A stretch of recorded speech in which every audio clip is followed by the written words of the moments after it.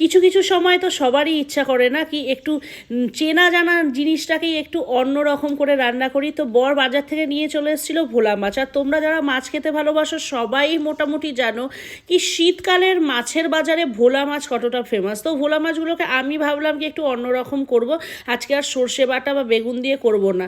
তো সাইডে করে নিয়েছিলাম ধনেপাতার চাটনি, আর মিক্সির মধ্যে অনেকটা ধনেপাতা পেস্ট ছিল, আর তার সাথে লঙ্কা রসুন আদা সব কিছুই ওর সাথে ছিল। তো মাছগুলোকে খুব ভালো করে ক্লিন করে নিয়েছি এখানে, আর দিয়ে দিয়েছিলাম নুন আর হলুদ তো দিতেই হবে, এগুলো তো কম্পালসারি। আর দিয়ে দিয়েছিলাম ওই ধনেপাতার ওই পেস্টটা দিয়ে কিন্তু মাছটাকে ভালো করে মাখিয়ে নিয়েছিলাম। তোমরা কিন্তু চাইলে আরও কিছু মশলা অ্যাড করতে পারো, আমি এই কটাই মশলা অ্যাড করেছিলাম। আর দিয়ে দিতে পারো একটু লেবুরও রস। আমার কাছে সেদিনকে পাতিলেবু একদমই অ্যাভেলেবেল ছিল না, তো তারপর কিন্তু মাখিয়ে বেশ কিছুক্ষণ রেখেছিলাম। আর তারপর কিন্তু একটুখানি রাখার পরেই কড়াইয়ের মধ্যে কিন্তু আমি সাদা তেলে গরম করে মানে সাদা তেলের রান্নাটা করেছিলাম। তোমরা কিন্তু চাইলে সর্ষের তেলও করতে পারো। তো মাছগুলোকে ভালো করে ম্যারিনেট দেখো এখানে হয়ে গেছে, আর মশলাগুলোকে আমি আবার একটু ভালো করে মাছের গায়ে বুলিয়ে দিচ্ছিলাম।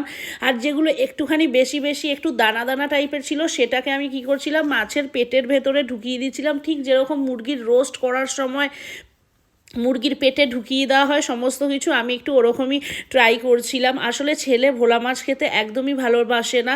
এবার আমি সবসময় চাই কি ও যেগুলো খেতে ভালোবাসে না সেগুলোকে যদি একটু অন্য রকম কিছু করে খাওয়ানো যায়, তো ওই জন্য ওকে এই মাছ ফ্রাইটা করে দিয়েছিলাম। দেখো কড়াইয়ে কিন্তু ওইদিকে সাদা তেল কিন্তু প্রায় গরম হয়ে এসছে।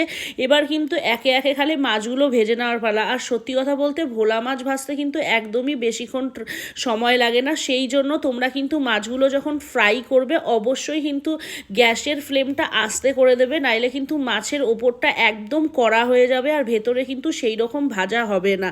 কড়াইটা ভালো করে হিট করে নেবে তেলটা, তারপর করবে। এখানে দেখো মাছগুলো আর ভোলা মাছ উল্টাতেও কোনো সমস্যা নেই, কেন কি ভোলা মাছ কিন্তু একদম ভাঙেও না আর কড়াইয়ে লেগেও যায় না, এতই ভালো একটা মাছ। আর আমি সবসময় মাছ কিন্তু একটু ফ্রিজে রেখে দিই, যার ফলে কিন্তু মাছ ভাজার সময় কোনো রকম অসুবিধা হয় না। তো তোমরা কিন্তু জানাও কি অবশ্যই আমাকে কমেন্ট করো কি ভোলা মাছের এই ফ্রাই রেসিপিটা তোমাদের খেতে কীরকম লাগলো। বাড়িতে কিন্তু বানাও, কেন ভোলা মাছ খুব সস্তাও দাম, আর বাড়িতে এনে অবশ্যই কিন্তু খাওয়ার টাইমে গরম গরম এরকম করে ফ্রাই করে নিজে খাও, বাড়ির সকলকে খাওয়াও। দেখো কীরকম সবাই কিন্তু বলবে কি না একটা অন্যরকম মাছ ফ্রাই খেলাম। আমাদের কিন্তু দুপুরবেলার লাঞ্চটা বেশ জমে গেছিলো। আর আমার তো সবসময়ই মাছ প্রেমী, মাছ খেতে আমার খুব ভালো লাগে, আমার বরেরও তাই। ও তো সব কিছুই খেতে ভালো লাগে, বলে কি আমি যা কিছু রান্না করি সেটাই খেতে ওর ভালো লাগে।